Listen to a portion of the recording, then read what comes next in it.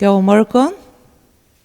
Hjärtaliga välkommen till Møti i morgon som vi ur Ebenezer. Enda páskamorgun tar vi minnast at Herren røys upp fra deion og tar gledas vid om og tar kommer øsne mest enda morgon. Men hver ønsken dei så var heller ønsken opprøsn og tar minnast vid øsne at hva Herren fører jøknen og måtte loja for jokken og dødja for jokken. Den første sangren vi får synja, det sangren just Stuart Town End og Kit Getty, som Jekvan Zakariasen og tittel førest, og det handlar nemlig om at det hva Herren fører jøknen, myrskur, kvøl og ha. Og han nummer 103 fors, annars vil han vustra skudjan øsne. Og spelaren tjåken kommer spela et vers først, og han vil byrja synja. Synja vel vi.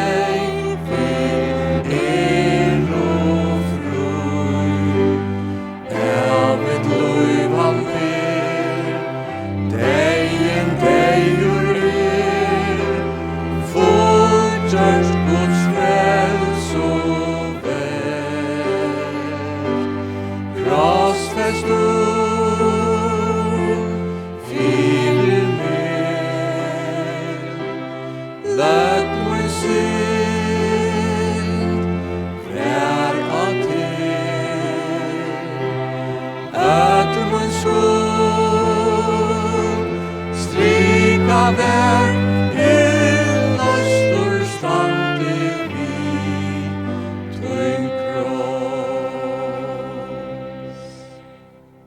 Nu har jag ett Össur Andreasen.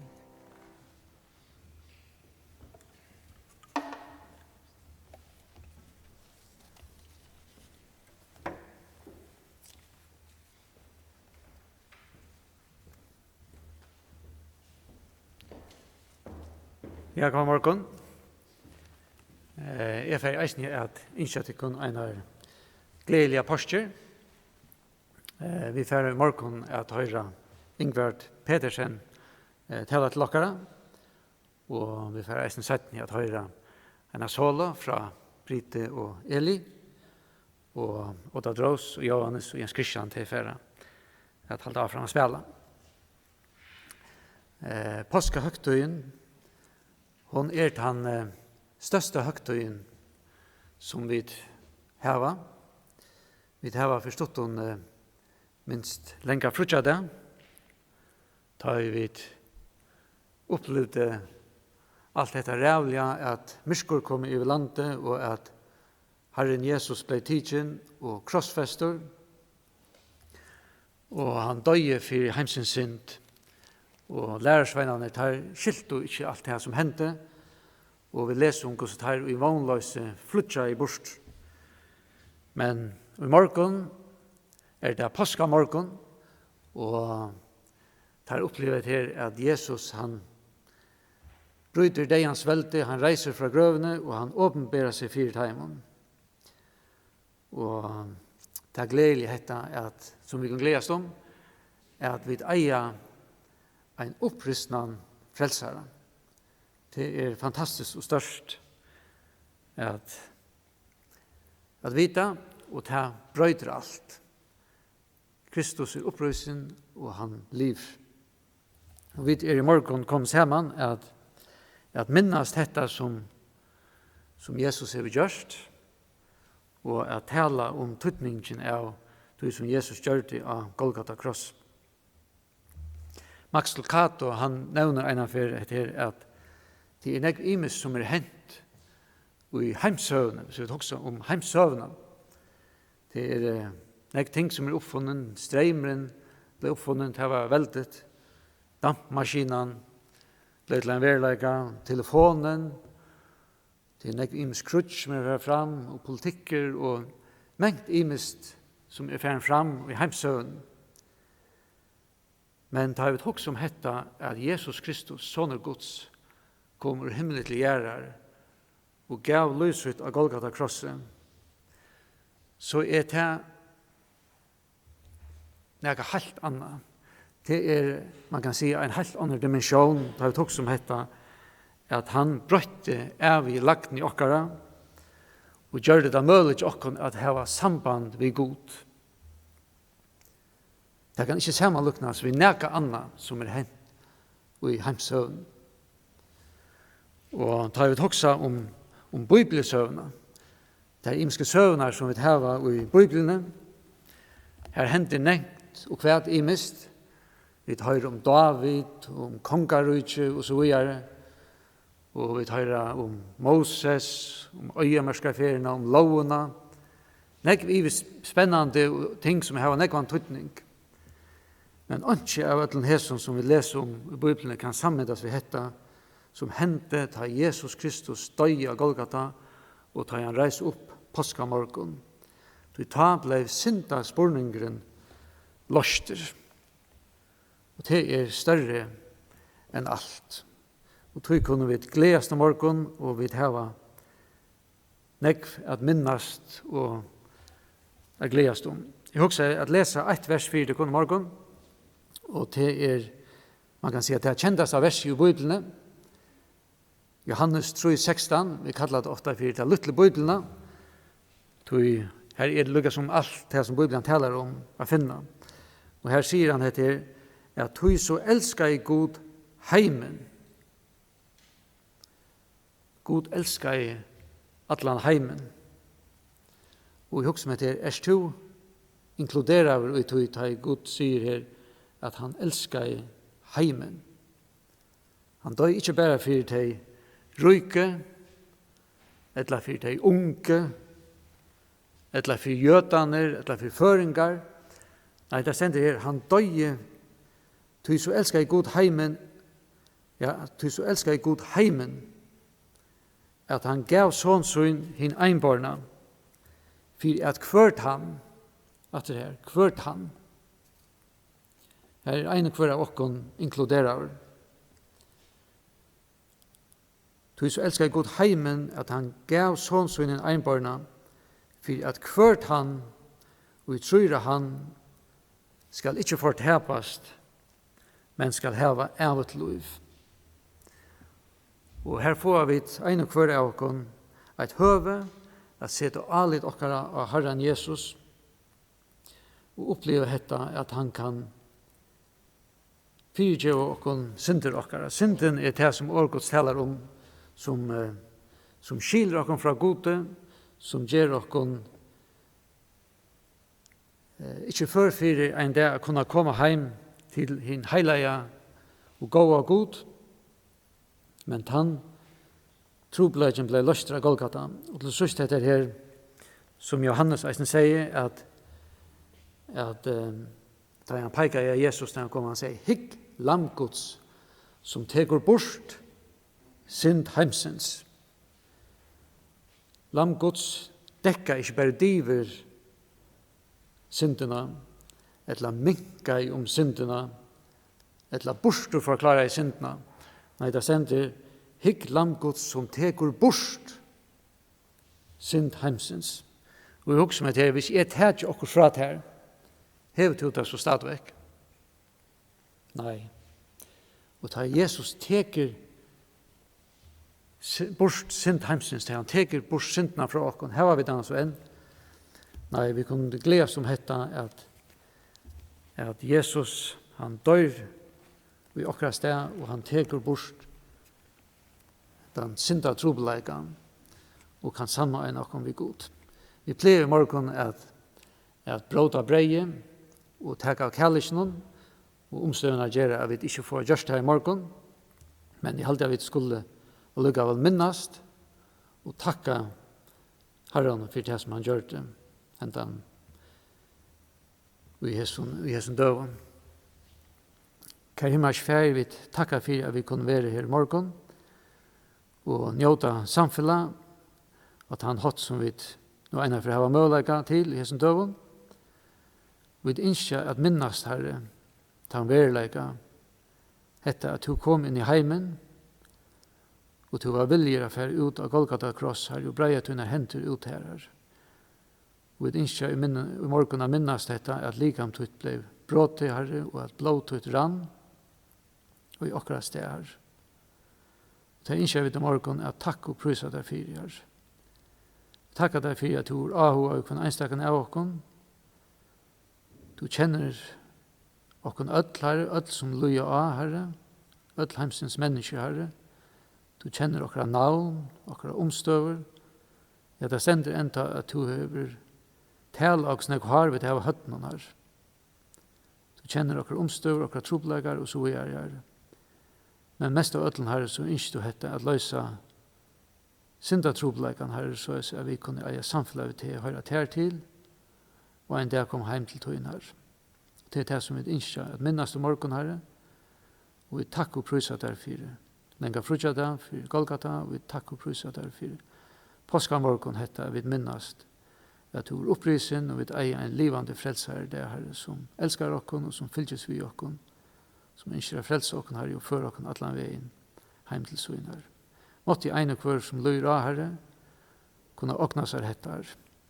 Signa til Ingvard herre djevon år fra her, signa sannsjen herre og løtna framvis til biavd om. Takka der for alt i Jesu navn. Amen.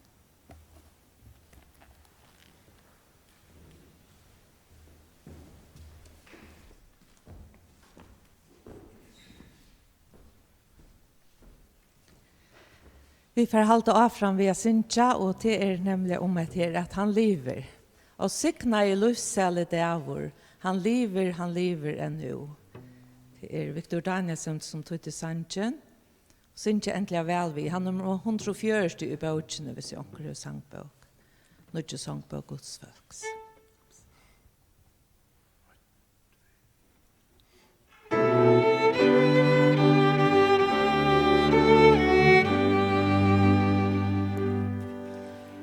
Og signa Jesus alle dævor, han lever ennu.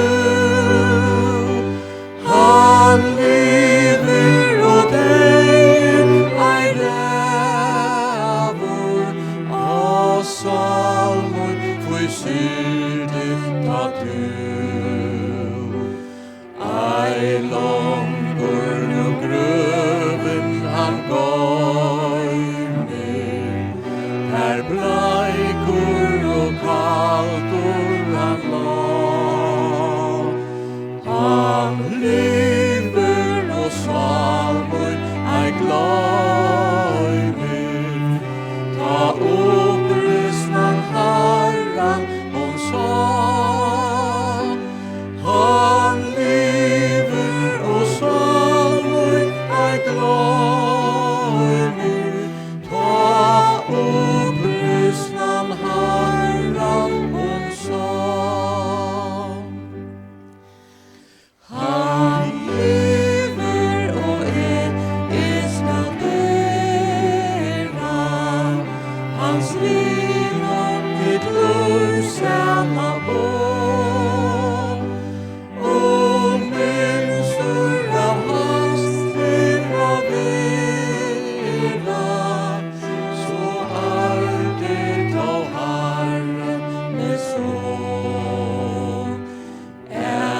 Det skal til tøyne sia, og kunde tala deg vel. Ein angel om løyve vil bia, bera deg bøyende selv.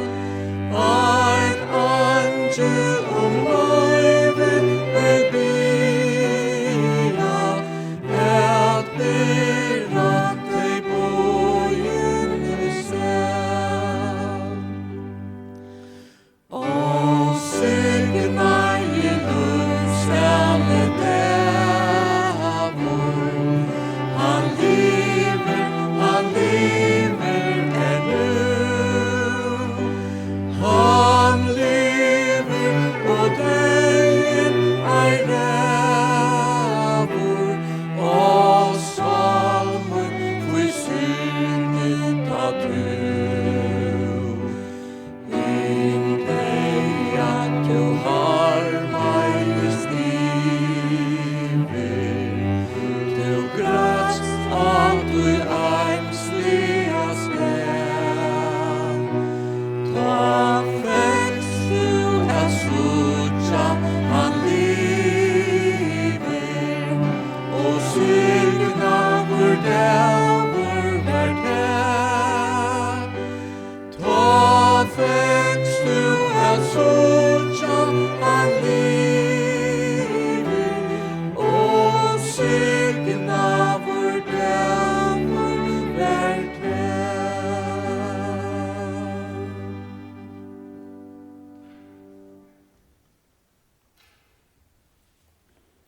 Ja, god morgen og gledelig apostel en affær. Som vi deisen har gjort i morgen, så møtes vi hver sunnedag at minnes deg og oppreisen her okkara, og det gjør vi deisen i morgen. Og årsøkene vi kunne gjøre dette her til just dette at páskamorgun var grøven tom. Og tog hesen der som langt er nevnt, noe helt særligt for oss, og noe som vi ønsker at minnes og en særlig hatt. Jeg kunne også meg at bare nevnt noen ting som hendte ta Jesus hekk av Golgata treie for okkara synder, og dette ting som flere teologer har sett sammen og har funnet i skriftene, og som vi lattelig kunne finne selv til de årene som Jesus sier av krossinum, tar han honker her. Og her må man taka alle evangelistene og legge det sammen og sutja hva Jesus sier med han honker her, og til sjående åvist, og vi vet ikke om alt i rett og rettjefylke, men oansett, så dette det som vi sutja Jesus sier, og til tjej utsakner som vi sutja at han sier av krossinum. Der første trutjar henta, der første trutjetøymaner i han honker her, ta i han vil spotta av menneskjon, hette med han ender ljós, hette middelen nutje til middag. Og Jesus honker av krossinum, og han sier dette til fjöltena. Han sier Lukas 23, vers 4, «Fæger, fyrirgjev taimon, tar vet ikke hva du tar gjerra.» Og så stender dette vågjere, tar borti no klei hans av mittelsøyn vi lutakastet. Jeg øyment man at Jesus honker her, og fer vi at dødja for allar sinderheimsins, så standa nekker menn her som har honkt han av etter tre, som har nelt han av krossen, og tar byta kleine til honom mittelsøyn vi lutakastet. Og Jesus sier i årene fyrtjev taimon. Dette gjelder sjående i alle mennesker som han ønsker å være fyrtjeving, eller skulle mottake hessa fyrtjeving.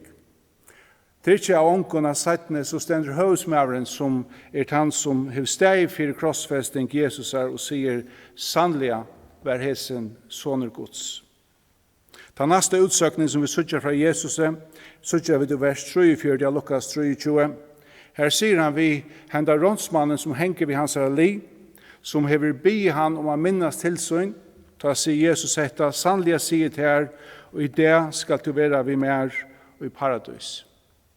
Det stender i Markus 15, vers 22, at rådsmennene spotta av han. Det stender rådsmennene i flertal, eller at her som hinko sammen vi nå, tar spotta av han. Eisen i hesen hei spotta frelsar heimsins. Men seitne vendte han seg til Jesus og sier, minst til moin. Og Jesus sier sannliga, og i det skal det være vi mer og i paradis. Den tre utsøkningen som vi sutja med en endelig også vi morsøyna som stender ved krossen, og vi Johannes som stender sammen ved henne. Han sier hette Johannes 9, vers 26 og 22. Han sier kvinna, hekk, sonertøyn, og sier vi lærersvein, hekk, moertøyn. Det vil si han legger av henne lærersvein at teka seg av morsøyne nå til han ferden. Og det kan vel huksa seg at hette han tøyen tøy badjaner sjån enn ikke kom til trygg, og tøy onker som han teka seg av mor hans. Men det som vi sutja i hesson trimon utsøknon som Jesus sier, det er med han honker her, og i alle tøy menneskeslige neiene som man kan sutja etter i, så sutja vi at her ein som huksar om henne. Ein som huksar om fyrirgjøring til mannattna, ein som huksar om at teka ein vissar inn i paradis, og ein som huksar om at teka seg av teimen som var etter, nu til han for bostur. Nu til 1704 utsøkene som vi sutja henta 17. Det stender at det var mysker om alt landet, og dette fra 12 til 15. Det er altså 12 til 3, fra 6 til 19 tøyma som man leser i skriften. Nu Herren under vreie Guds. Jeg vil si han vil dømter for synder okkar og til myskor, og hesa fyra utsaknar aller helst sagt der i endan av heson trimon tøymenon. Det stender Matteus 22 vers 46 at nutjunda tøyma, det vil si mot endan av hese tøyne, tar røpte Jesus vi herrar Rødd, Eli, Eli, lama sabachthani, og så stender det til utlagt, god moin, hvor er du færen fram her?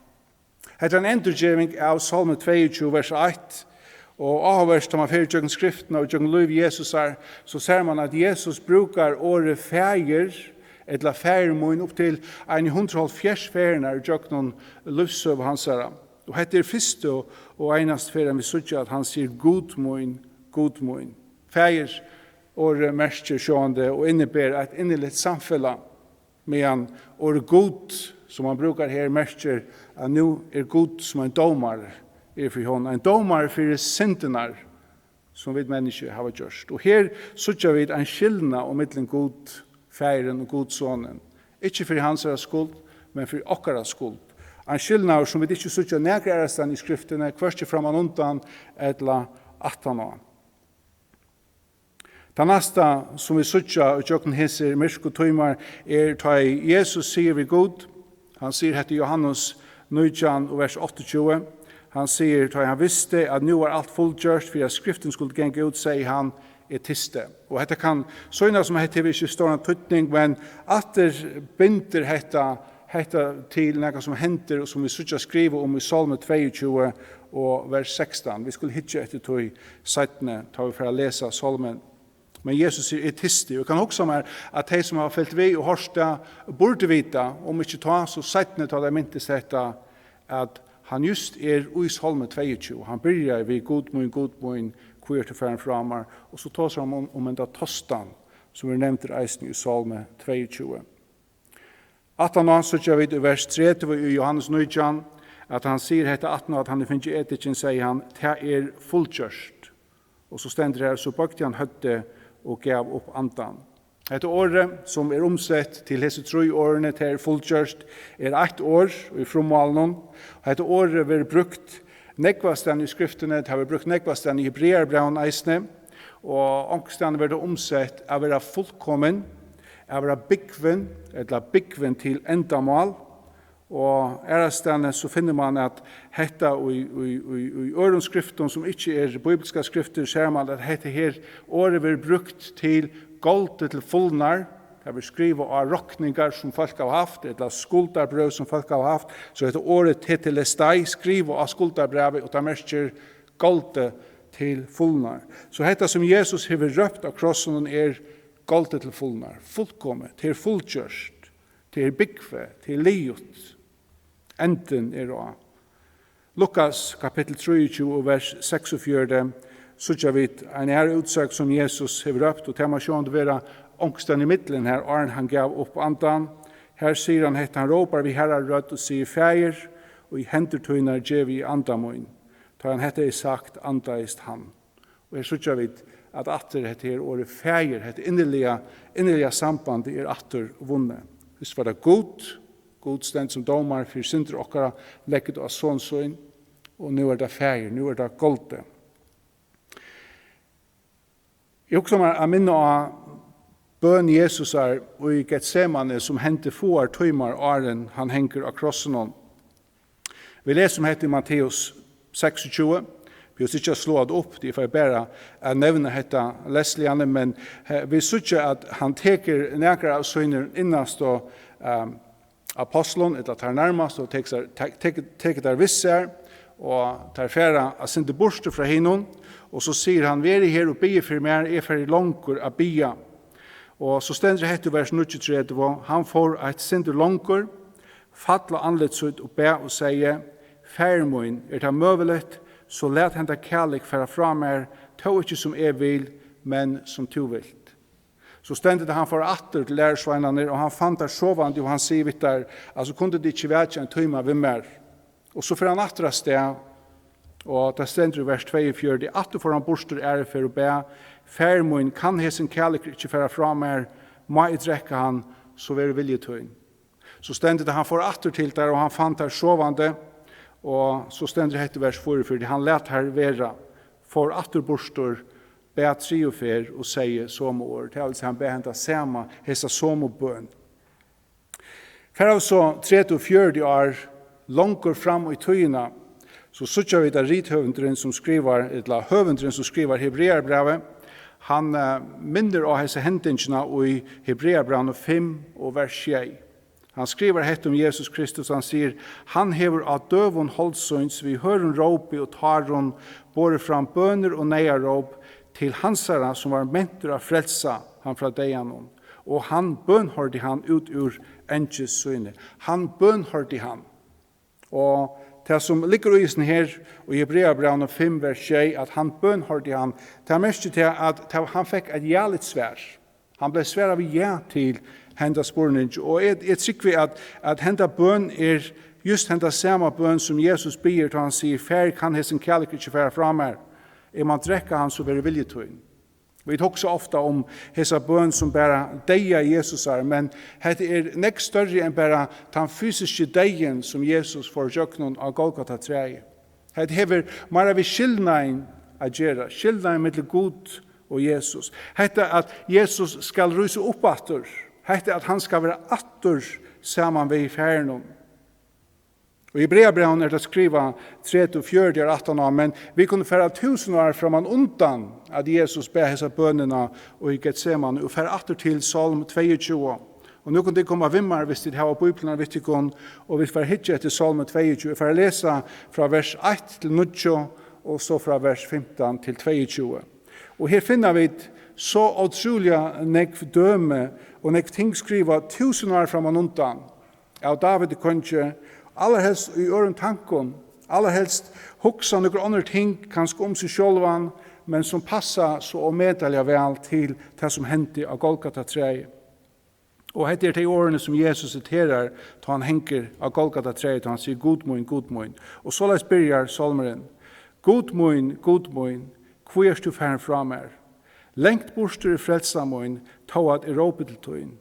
God moin er råpe til tøyen om dagen, og du sverar ikke om nottena vi, og finner onka kvult. Og ta er du en heilai som sitter oppe iver lovsangen Israels. Og at te, litt og fedrar okkara, ter litt av te, og tu bjerga i taimon.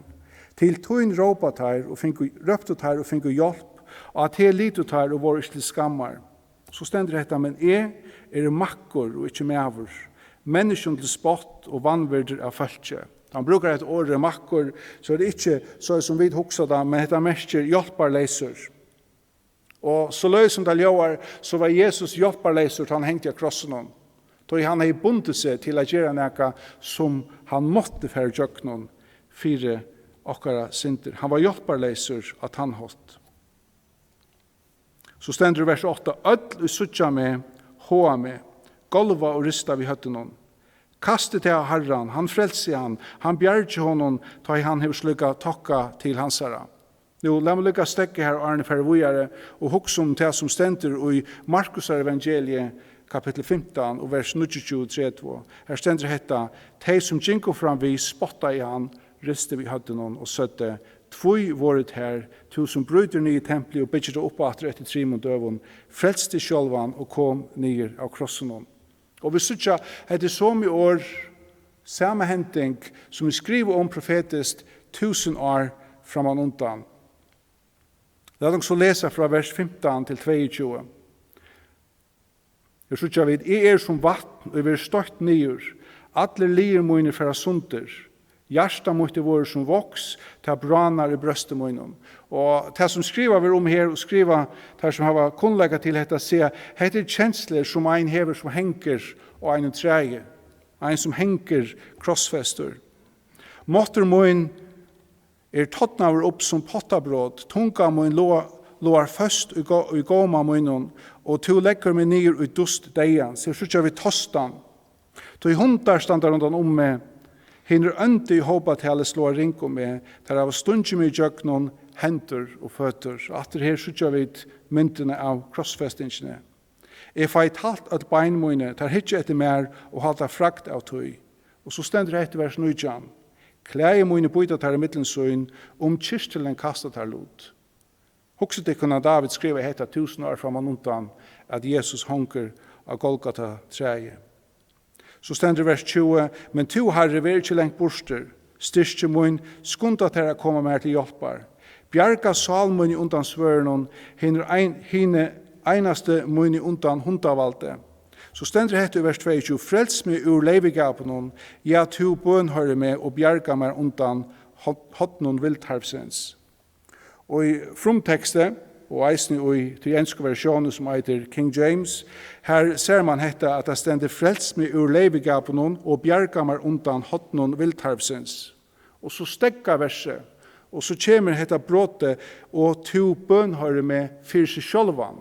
Det gjør det eisne i frumteksten, og det er overvist om man kan si at det heter i tatøy eller nutøy, men det er akkurat som det er en stekker i salmen. Ja, to bønhøyre med. Og det kunne jeg spørre om, ja, to hørte meg, to svære meg. Og så begynner vers 23, vi lovprysan, jeg skal kunngjøre brød og min og navntøyt midt i samkommet, skal jeg lova til her. Så, og her stekker hessen kapitlen, og han fer i 2, og så kommer dette, to hørte meg, to svære meg, eller to sværer mer.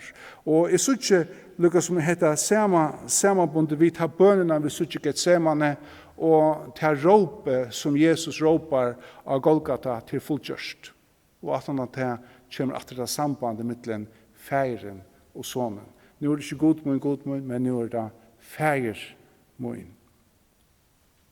Oppreisnar morgenen. Vi kunne gledast, og i høyre hese tenke, eller hese år ekkoa, tetelestai, eller gold til fullnar, eller til fullgjørst, eller som vi tar lys her, to bøn høyre med, eller som vi kunne synja her i morgen, han risen.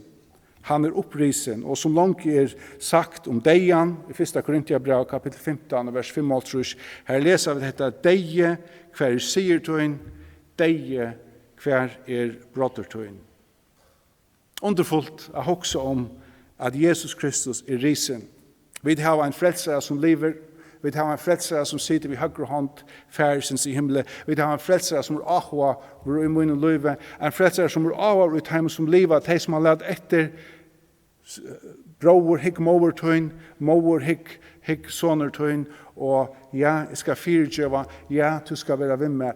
En ahva for okkon som lever. 1. Korintiabrev, om de kunne slå opp i 1. Korintiabrev og lese noen få vers her. Jeg får løyve meg å lese fra vers 1-8 først. Her slutter vi dette. Jeg setter framfor tikkun brød evangeliet, som kunngjørte tikkun, som tid eisen tok vi, som tid eisene standa ui. Som tid eisene vil frelster vi, så satt som tid halda fast vi årene kunngjørte tikkun, og i annars tro tid til åndsjes. Så jeg lærte tikkun som et fyrsta til, som i eisene har tidsi vi, at Kristus døye for synder okkara etter skriften om. At han var gjeravur, at han reis opp 3 dagen etter skriften om. At han var satter av Kefasi og søgjane av hinnom 12, søgjane var han satter av mer enn 500 brødrene sen, av taim og liva flest atler enn, nekrer sånær. Søgjane var han satter av Jakob, søgjane av øtlen apostlen, og søgjane av øtlen var han satter av mer vi hinnom ofullkomna, eller hinnom ofullborna fostre av at kattla. Man kan huske seg om dette var noe som var uispunnet, at så har Paulus Nevan sagt at vi var gjerne til som 500, at av taimon liva flest atler enn. Det som dette merker færre spirter, færre finter og spirter om dette ikke passar. Vi leser vojar i vers 12, og sjøga. Vær nu prætik om Kristus at han risen opp fra hinnom deg, gosse kunne han nekre tikka mittlen sier at ånden oppreist fra taim og deg. Ånden oppreist av deg, så heller ikke Kristus risen opp. Og Kristus ikke risen opp, så prætik okkara tom, så trygg okkara tom vi. Og her slutter vi nemlig tøtningen av oppreisene, prekvene og tøtningen. Dejas valgt bråte. Fra tøy at han reis opp, og til den det at vi skal være ombrøtt, eller at vi later eie okkar atter, så hever deien ikke valgt av okkon. Og dette eier at hava en omedelig stor tøtning og avvarskan av okkar liv. Vi eier livet og i så nødja sjånar minnen at han oppreistur, og vi skulle liva og i hesson sjånar minnen. Rombrev kapittel 6, og vi sutja fra vers 3-11, ikke slå det opp, bare lukka minne okken annet, hvordan Paulus tåsar om at vi deg. Vi deg i honom. Vi griven i honom. Og vi reist opp, som vi minnes at han vi reist opp i honom. Vi lever nu i sin nødja løyven, og han enter dette argument vi vers 11, hvor han sier, «Såla skulle og eisne tid rokna tikkun som deg fra syndene, men livande for god i Kristi Jesusi». Det vil si, nu skulle vi teka det til okkon, at han opprisen, at vi opprisen. Paulus brukar dette, og tjøkken ødelbrøden som han skriver, han brukar som oftast 2-3 kapitler for å fortelle hva Jesus har gjort, og så han sier, det sagt, trus du hesson, så skal du applikere dette til tutt liv. Det en søva som jeg har hørt lengst siden, som taler så godt om dette her, en god lysing, om dette sjånar meg av livet og i oppreisende av livet. Det en søva om en døtter og en papa som får i affærast, angstene i halvt i øymyndet med at det endelig være norralig Kanada, eller norralig Skottland, det er ganske lykka mykje. Men det hadde ikke vært fyrr, og det gikk en tur, og det kom forbi et av vattnet, et størst vatten som var frist. Og døtteren sløyt seg leisen fra papan og sier, pappa, kom ut og spil, og renner ut av isen. Og papen, og i sånne mistanke om at døtteren kan fettla nyrjøknande isen, fer stettlande at han har hoksar, må Røddin i åren hun fer jøknon.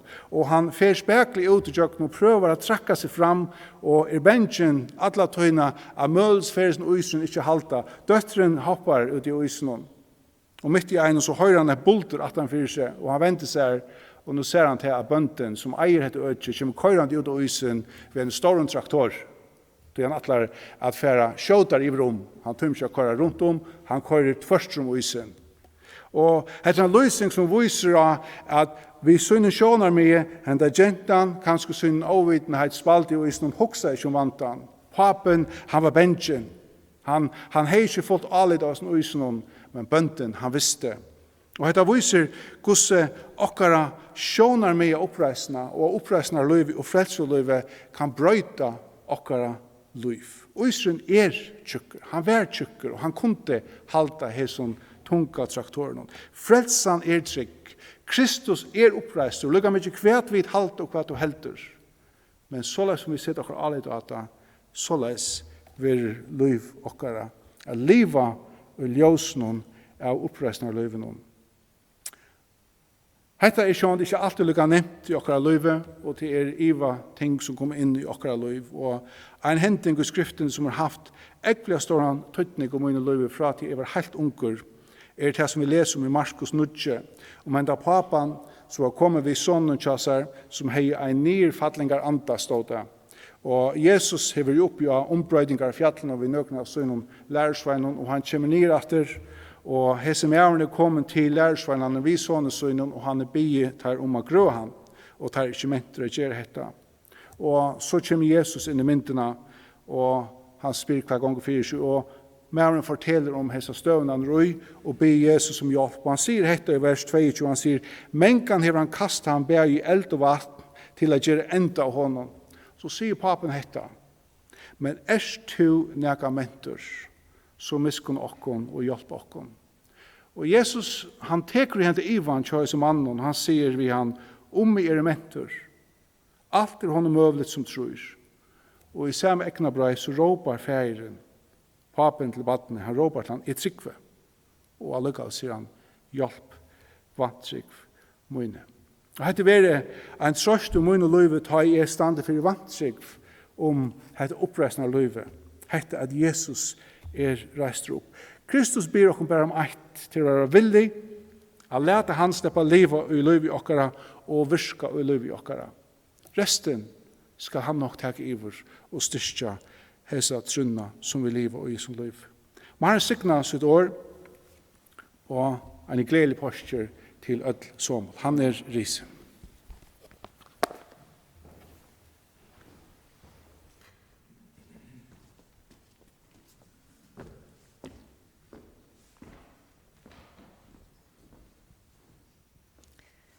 Johannes, Eli og vi får synge en trio, men tid også velkomna synge vi her som tid Og til den sangren som Hilmar Andresen tøtte til først, ta i endar mot strøy og utrunnen mot tøy.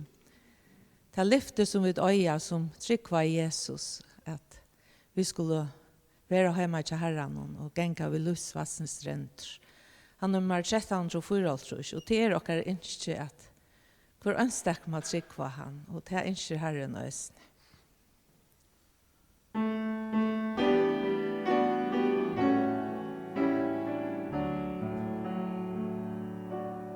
Ta ui endar mot strøy, og ut runnen mot tøy, skal en nå ta himmelsk og strån.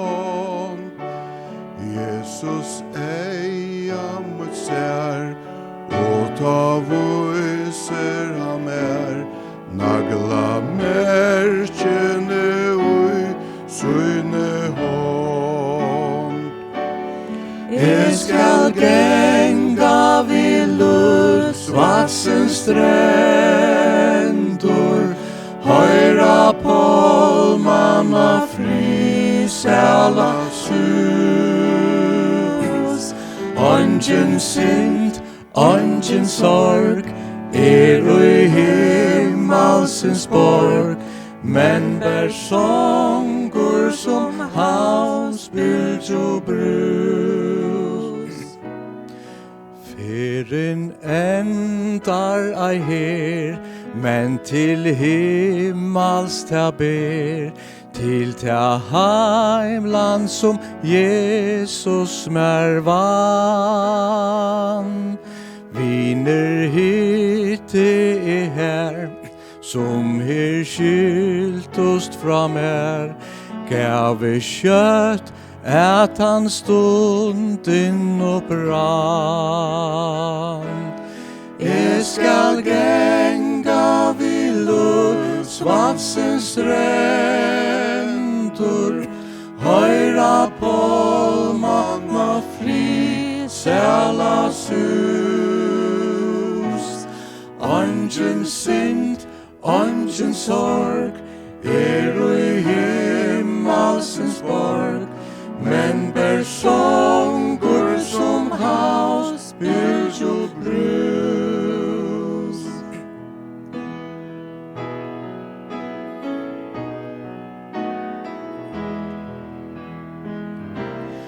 Over tålen og bi, tog Guds himmelska fri, skal en trofaste få ui løn.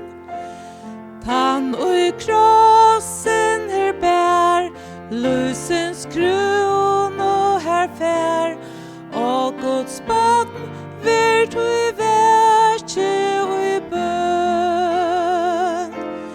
Jeg skal genga vid Ludsvatsens strendur,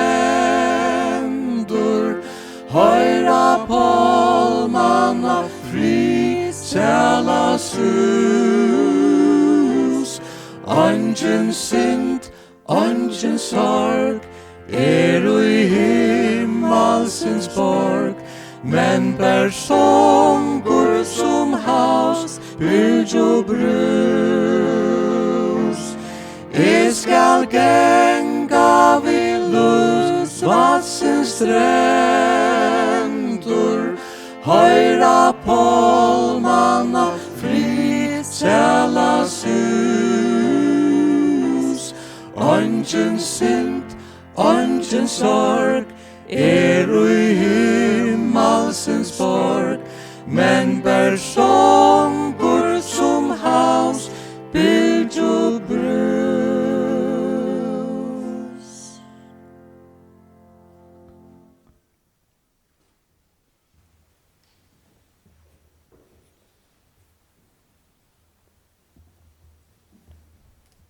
Ja, vi skulle så færa at enda nå morgon, og vi får takka tikkun som hava lytta, og takka eisen til tikkun som hava lutit i morgon, vi talo og sanje og som ljåføren, og eisen særlig takk til tikkun som hava steg i opptøketallene og teltene, og som hava finnst etter at fungera så vel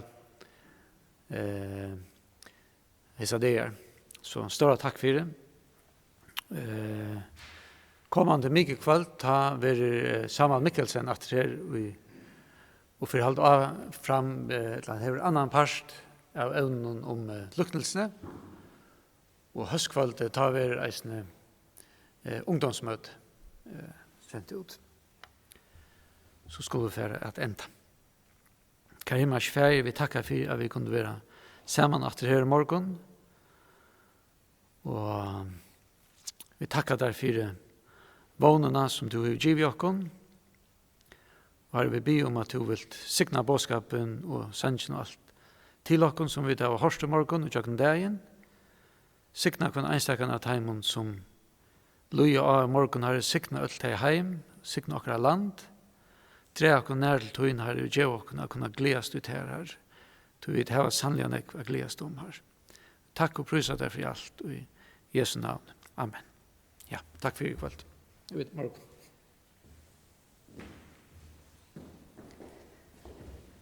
Den sørste sankren en som Pedro Haber tog til først. Min Herre er opprisen, han er til stegar her. Han er mer 134 sangbok, nødje sangbok Guds folks.